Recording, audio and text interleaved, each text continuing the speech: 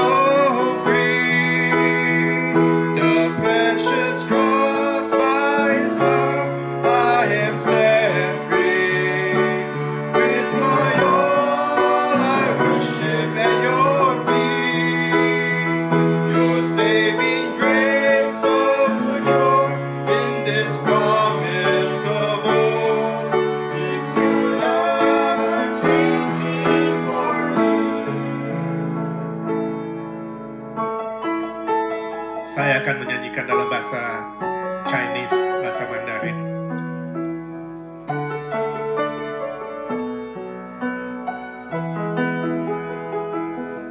주耶稣，我感谢你，你的身体为我而死，带我从黑暗进入光明国度，使我在这能看见主耶稣，我感谢你，你的宝血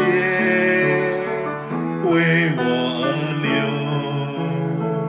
宝贵是加上以这恩典永留，使我完全的自由。宝贵是加的恩，赐我生命，主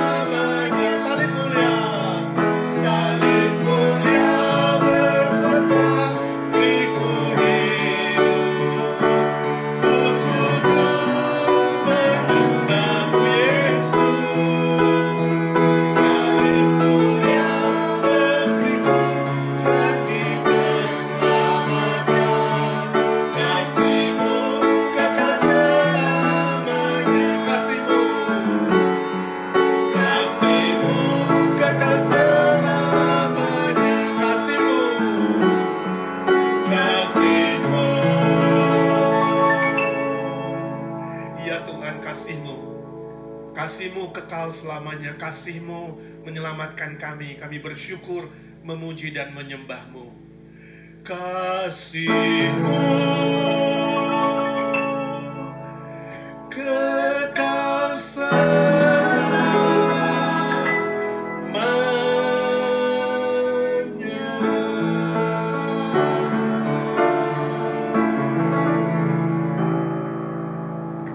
Amin. Puji Tuhan. Saudara, hari ini saya ingin mengajak kita belajar sebuah tema, yaitu 7 kalimat agung dari Tuhan Yesus di atas kayu salib. Walaupun tubuh Yesus disiksa dengan amat sangat menderita, jiwanya tetap stabil dan ada kekuatan sorgawi. Dia sadar dan dapat mengontrol dirinya. Dia tidak frustrasi atau depresi atau sakit jiwa. Dia sadar dan rela menderita demi menggantikan hukuman dosa kita.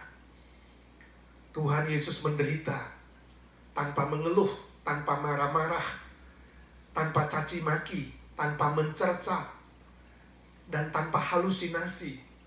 Dia tidak ada benci atau dendam. Dia tidak keluarkan kata-kata yang tidak dimengerti, atau kata-kata yang tidak berarti, atau kata-kata murahan. Tapi dia mengucapkan 7 kalimat agung yang tidak pernah diucapkan oleh siapapun di muka bumi ini. Lebih dari ajaran para filsuf manapun, lebih dari budayawan siapapun, lebih dari tokoh agama siapapun di dunia ini. Kalimat-kalimat ini tidak pernah diucapkan oleh siapapun. Keluar dari mulut Tuhan Yesus, membuktikan dia adalah Allah yang sungguh menjelma menjadi manusia, rela mati kita disalibkan, mati menderita buat seluruh umat manusia, dan kelak dia akan bangkit kembali. Mari di Sabtu sunyi ini, Sabtu sepi ini, saya mengajak kita merenungkan bersama ke-7 kalimat agung itu. Kalimat pertama terambil dari Lukas 23 ayat 34. Tuhan Yesus berkata, "Ya Bapa, ampunilah mereka, sebab mereka tidak tahu apa yang mereka perbuat." Kalimat yang sangat agung, bukan? Kalimat yang keluar dari kasih yang begitu dalam, mengampuni siapapun, termasuk musuh-musuhnya. Kalimat ini mengajar kita untuk belajar mengasihi dan mengampuni orang lain.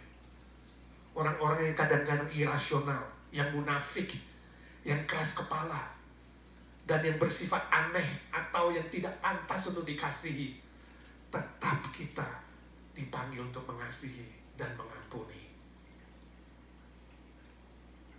Itu yang pertama. Yang kedua, diambil dari Yohanes 19 ayat 26 sampai 27. Tuhan Yesus berkata kepada Maria, "Ibu, inilah anakmu." Kemudian dia berkata kepada Rasul Yohanes, "Inilah ibumu." Kalimat ini mengajarkan kita untuk belajar memperhatikan keluarga.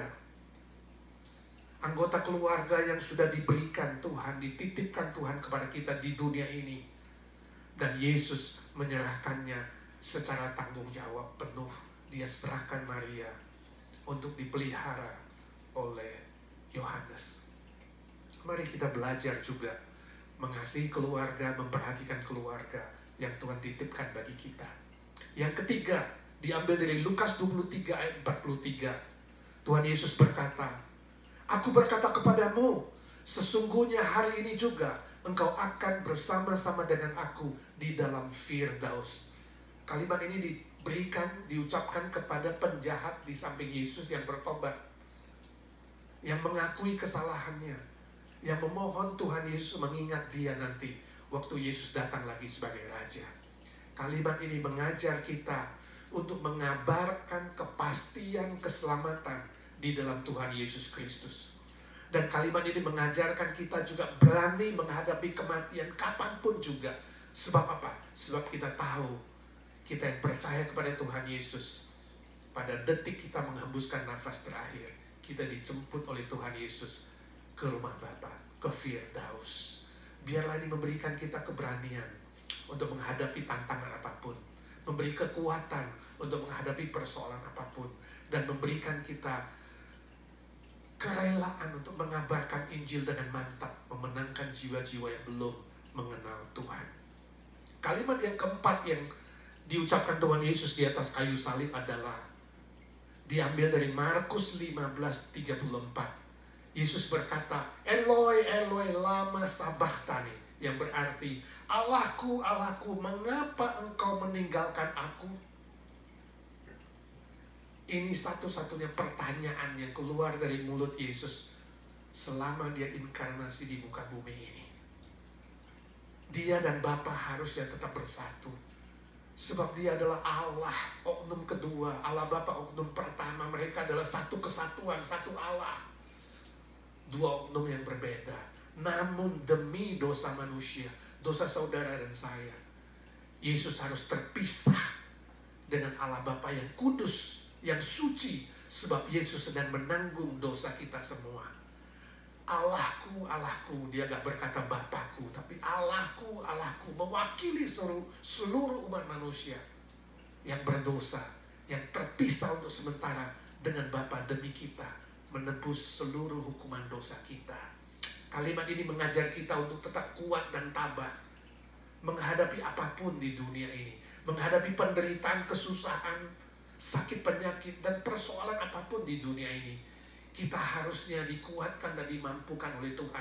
Sebab apa? Seluruh dosa dan penderitaan kita sudah diwakilkan oleh Tuhan Yesus ketika dia menanggung penderitaan di atas kayu salib. Puji Tuhan. Nomor 5, diambil dari Yohanes 19 ayat 28. Tuhan Yesus berkata, aku haus. Teriakan aku haus ini bukan saja haus secara jasmani, memang dia haus, tapi dia menolak anggur asam itu. Tapi lebih arti di sini aku haus adalah haus secara jiwa, secara rohani. Yesus haus dan rindu melihat jiwa-jiwa yang masih berkeras hati untuk boleh bertobat dan menerima dia sebagai Mesias, Juru Selamat kembali kepada Bapa.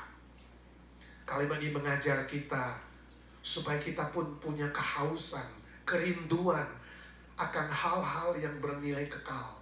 Hal-hal yang rohani, hal-hal yang membawa berkat yang kekal. Ibadah, firman Tuhan, doa, pelayanan, pekabaran Injil, dan pekerjaan Tuhan yang bernilai kekal. Mari kita haus dan rindu terhadap hal-hal ini. Lebih daripada hal-hal jasmani, hal-hal duniawi. Tidak haus atau fokus kepada harta, kuasa, dan kenikmatan dunia, tapi sungguh-sungguh haus kalau melihat jiwa-jiwa datang kepada Tuhan, haus untuk melayani pekerjaan Tuhan yang bersifat kekal. Kalimat ke-6 diambil dari Yohanes 19 ayat 30. Tuhan Yesus berkata, sudah selesai. Artinya sudah lunas. Sudah selesai. Tuhan Yesus menggenapkan seluruh perjanjian lama bagi kita. Sudah lunas Tuhan Yesus membayar hutang dosa kita di atas kayu salib. Pengampunannya sempurna, penderitaannya sempurna, salib itu sempurna.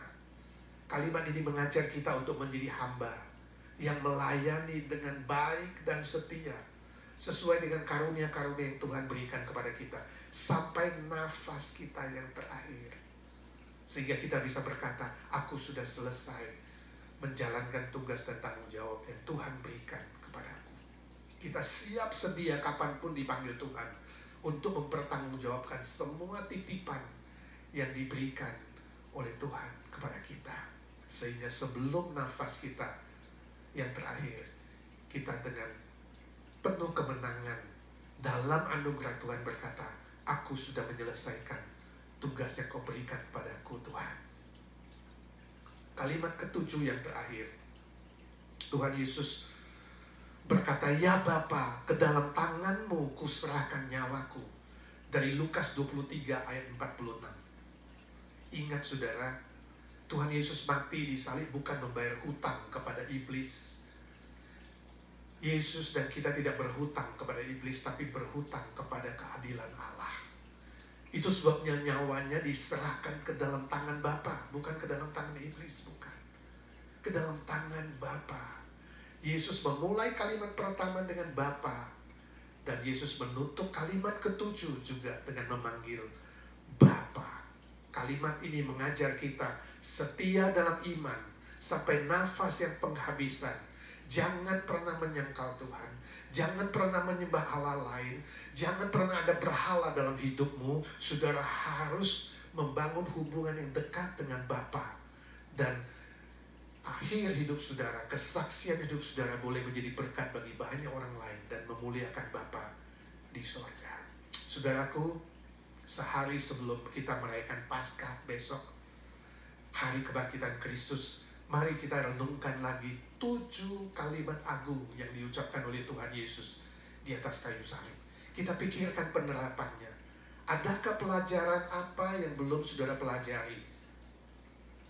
Mari kita belajar bertumbuh, belajar diperbaharui, belajar ambil tekad baru dan berdoa kepada Tuhan. Menolong saudara dan saya sama-sama kita bertumbuh dan melakukan firman Tuhan. Selamat memasuki Minggu Paskah besok dengan penuh kemenangan yang baru bersama Tuhan Yesus Kristus, Tuhan kita, Raja kita, Allah kita, Juru Selamat kita yang hidup selama-lamanya. Tuhan Yesus memberkati saudara sekalian. Mari kita berdoa kepada Tuhan. Bapa di sorga, kami mengucap syukur dan terima kasih untuk kasih setiamu yang besar ketika Kau memberikan Tuhan Yesus kepada kami. Rela inkarnasi ke dunia, menderita, bahkan mati di atas kayu salib untuk menanggung seluruh hukuman dosa kami. Kami bersyukur Tuhan. Kami kembalikan segala puji, hormat, syukur kepadamu. Tuhan Yesus, terima kasih. Engkau rela mati buat kami. Dan Kau juga bangkit buat kami. Kami bersyukur Tuhan. Menjelang Paskah besok kami merenungkan kembali 7 kalimat agung yang diucapkan Engkau Tuhan Yesus di atas kayu salib. Biarlah kami belajar mengoreksi diri, mengevaluasi diri. Dan kemudian kami bertekad untuk bertumbuh, hidup semakin dekat dengan Tuhan, semakin mengenal-Mu, dan belajar melakukan firman Tuhan. Bukan saja menjadi pendengar-pendengar, tapi menjadi pelaku-pelaku firman Tuhan. Kami berdoa untuk semua tim ibadah, tim pujian, yang setiap minggu harus latihan dan rekaman buat kami di masa krisis ini Tuhan. Untuk ibadah online, Tuhan memberkati mereka dengan kesehatan, dengan kekuatan, dengan berkat-berkat yang istimewa. Jauhkan dari mara bahaya, jauhkan dari semua sakit penyakit. Kami berdoa untuk seluruh jemaat IGNC khususnya yang setiap hari harus bekerja, harus keluar, para perawat yang melayani transportasi, yang melayani essential business. Ya Tuhan, kami berdoa Engkau melindungi mereka dalam nama Tuhan Yesus. Kuasa darah-Mu Tuhan yang mengampuni dosa kami, kuasa darah-Mu melindungi mereka. Jauhkan mereka dari semua mara bahaya, jauhkan mereka semua dari sakit penyakit. Tuhan, lindungi dari ujung rambut sampai ujung kaki. Pelihara keluarga mereka. Kami berdoa, bersyukur Tuhan untuk seluruh jemaat IGNC yang Kau lindungi sampai hari ini. Semua sehat, semua baik. Kami berdoa untuk semua senior kami. Kuatkan mereka, hiburkan mereka, pelihara mereka.